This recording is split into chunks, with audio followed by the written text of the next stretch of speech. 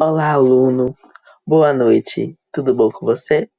Agora aprenderemos um pouco de português. E nesse português, é claro que não podemos faltar a pontuação básica. Na pontuação básica, existem algumas regrinhas que talvez você não saiba e que podem ajudar muito você em uma redação, por exemplo. Vamos lá? Primeiro, em uma pontuação básica, precisamos aprender como utilizar os pontos. Por exemplo, os parênteses, o ponto final, a interrogação, o ponto de exclamação e a vírgula. Primeiramente, aprenderemos sobre o ponto final. O ponto final pode ser utilizado, por exemplo, para finalizar uma frase. O ponto final, além de finalizar uma frase, pode dar como se fosse uma interrupção de longo prazo. Sendo assim, nesses casos, ele é considerado como ponto continuativo. Isso é muito utilizado em redações, porém não pode ser confundido com a vírgula. O próximo que a gente vai ver vai ser o ponto de interrogação. O ponto de interrogação serve para interrogar uma pessoa em uma frase.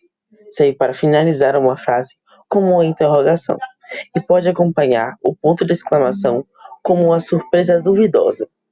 Por exemplo, quando você vê uma coisa e fica surpreso, mas de certa forma não acredita no que vê. Precisamos aprender também sobre o ponto de exclamação, que vem junto com o ponto de interrogação, numa surpresa duvidosa ou numa surpresa única, e também pode servir para finalizar uma frase com uma exclamação. Também podemos ver os parênteses. Os parênteses servem para abrir brechas para uma informação entre as frases. Por exemplo, este quarto que tem um fundo azul, percebe? Este que tem um fundo azul parece como se fosse uma informação. Essa informação deve ser detalhada entre parênteses. Ok? Agora, temos como utilizar a vírgula. A vírgula é um bem muito importante, porém, muitas vezes pode ficar em excesso. Por exemplo, eu com minha mãe, aqui já está certo. Porém, eu consegui uma coisa muito importante. Percebe? Porém, parece bem robótico. Mas acontece em muitas coisas. Você normalmente coloca sem nem perceber, porque é normal de nós.